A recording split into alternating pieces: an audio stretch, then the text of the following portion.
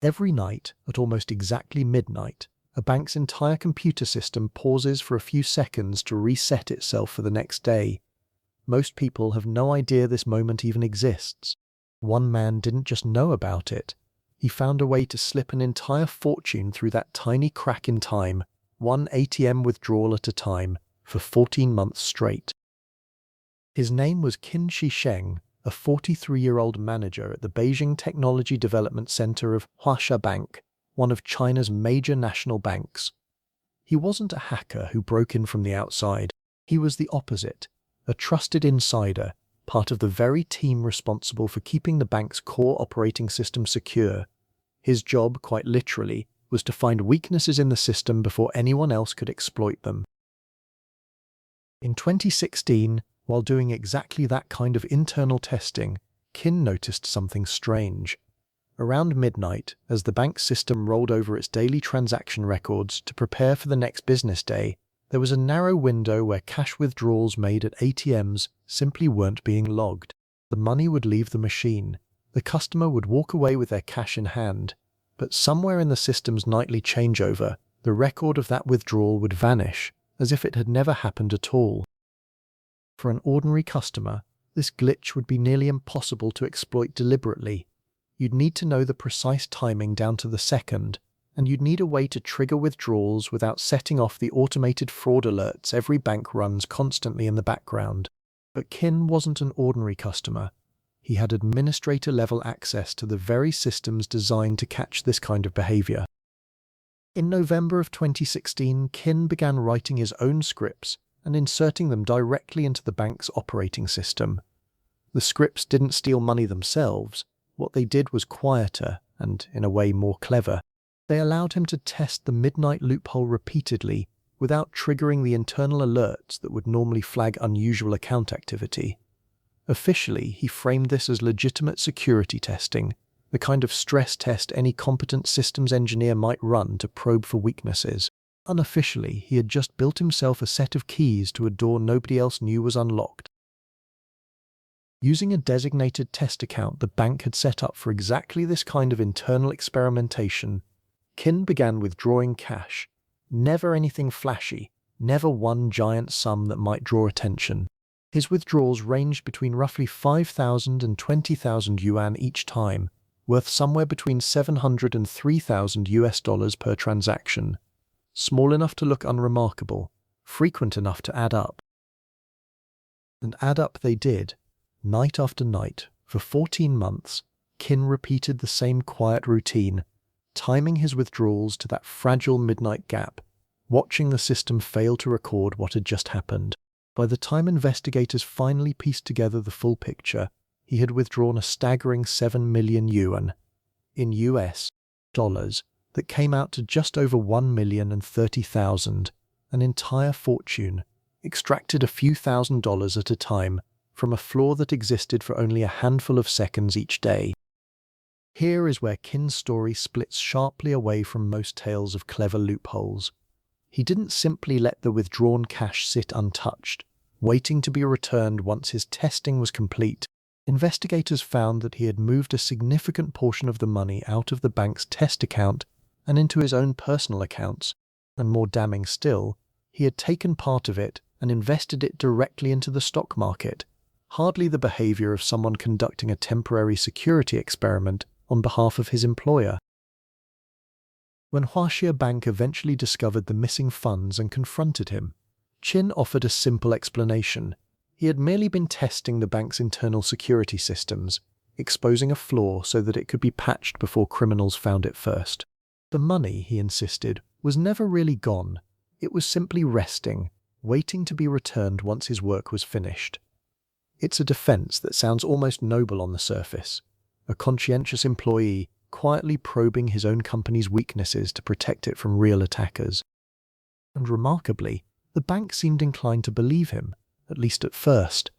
Huaxia Bank's own representatives reportedly told the court that they accepted Qin's explanation, and the institution went so far as to formally request that authorities drop the criminal case against him entirely.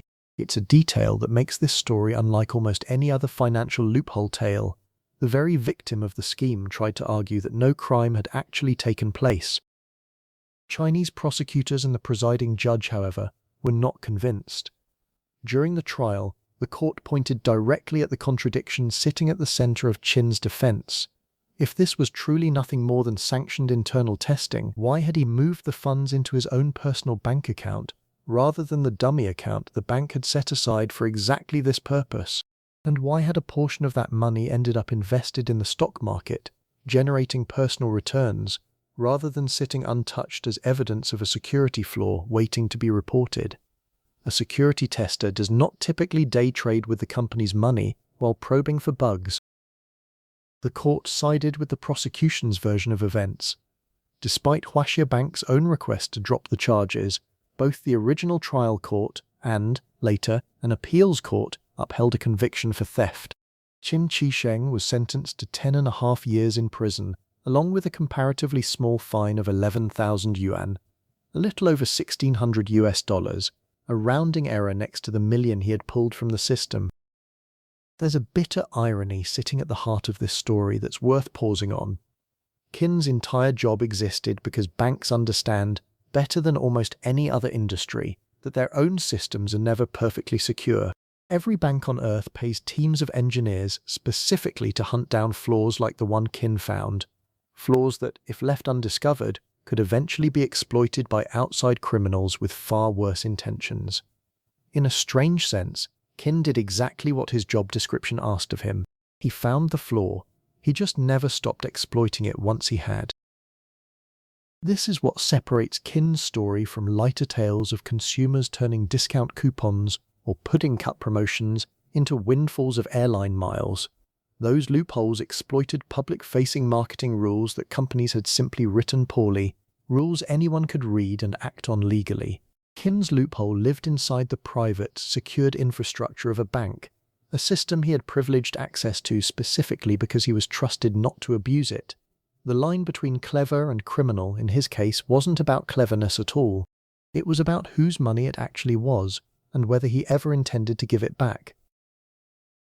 In the aftermath, banking security experts across China and beyond pointed to the case as a wake-up call about a particular kind of vulnerability.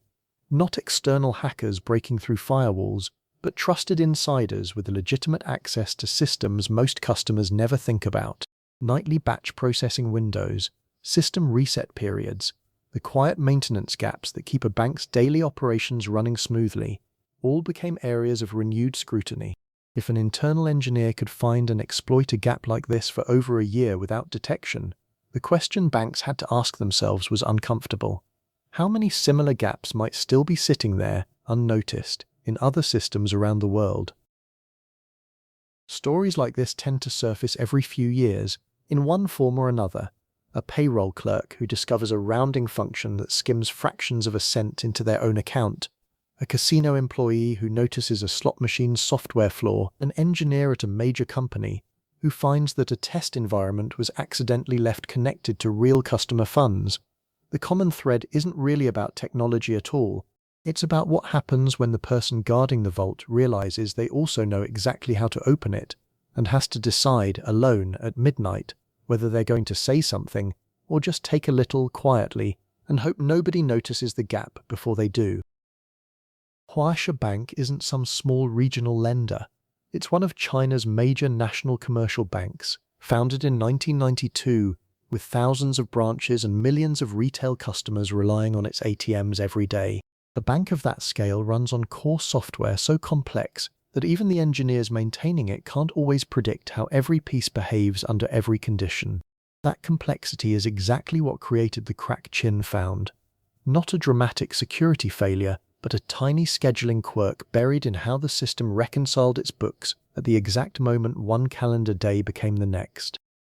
To understand why a gap like this can exist, it helps to know what banks are doing while customers sleep. Every night, institutions run a batch processing cycle, an automated settling of accounts where the day's transactions are finalized, balances updated, and the system closes its books before reopening fresh the next morning.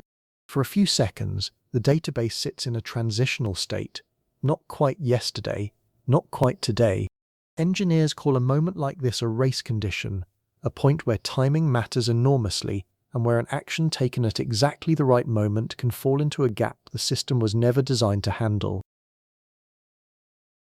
Most people, even most bank employees, would never know a window like this existed. Qin had two advantages nobody outside could replicate. First, deep technical knowledge of exactly when the core system transitioned each night, learnt through his own work maintaining it. Second, direct access to the underlying code, meaning he didn't have to guess at the timing. He could build tools that guaranteed he'd land in the gap every time, with no alert firing while he did it. What makes this story remarkable isn't just that the flaw existed. Plenty of software has bugs. It's that Qin was disciplined enough to exploit it for over a year without ever getting greedy enough to trigger suspicion.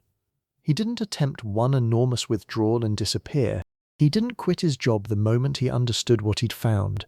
He kept showing up to work every day, kept performing his official duties, and kept quietly returning to that same narrow window of opportunity, night after night, for 14 consecutive months.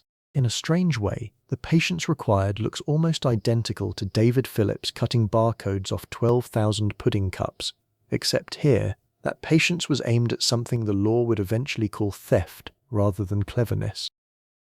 Eventually, internal auditors going through routine account reconciliation noticed discrepancies between what the ATM's physical cash logs showed and what the digital ledger recorded. Money was physically missing from machines that the system insisted had never dispensed it. That kind of mismatch, once spotted, tends to trigger a much deeper investigation, and it was during that deeper dive that investigators traced the pattern of anomalous midnight withdrawals directly back to Qin's test account, and from there to the scripts he had personally written and inserted into the operating system. When confronted, Qin didn't deny finding the flaw or exploiting it. His defense rested entirely on intent. According to court records, he told investigators the matter was complicated and had required a great deal of technical work, implying this was legitimate, if unauthorized, security research that had simply grown larger than intended. He reportedly believed that even if the bank noticed, they wouldn't take the matter seriously, given his role. Huaxia Bank's own position throughout the legal process was oddly sympathetic to Qin, and that tells its own story. A bank admitting that a trusted engineer had quietly extracted over $1 million for 14 months without detection is an embarrassing statement about its own security. By accepting Qin's explanation and asking prosecutors to drop the case, the bank could frame the episode as a successful, if unauthorized, internal stress test rather than a genuine failure of oversight. But the numbers didn't cooperate with that framing. Investigators found the money hadn't simply been parked, waiting to be handed back. It had been actively invested, moved into stock positions where it could grow, shrink, or be spent, exposed to exactly the kind of risk nobody engaged in pure security testing would need to take with someone else's money. The court's reasoning was blunt. If Qin genuinely intended to return every yuan once his research concluded, there was no reason to be trading with it in the meantime. 10.5 years is a serious sentence, even by the standards of financial crime cases in China, and it reflects how seriously the court treated the breach of trust involved, not merely the dollar amount taken, but the fact that it was an insider, someone specifically employed to protect the system, who chose to quietly bleed it instead. The comparatively tiny fine of 11,000 yuan, worth around $1,600, almost reads like an afterthought next to the prison term, a reminder that in cases like this, the punishment is measured less in money and more in years. Qin's story sits inside a larger, quietly recurring pattern in financial history. Nick Leeson, a derivatives trader in Singapore, brought down Britain's oldest merchant bank in 1995 by hiding mounting losses inside an error account nobody looked at closely. Jerome Kerviel, a junior trader at a major French bank, built unauthorized positions worth billions by exploiting gaps in the very risk control systems meant to catch that kind of behavior. In nearly every case, the person responsible wasn't an outside hacker breaking down a firewall.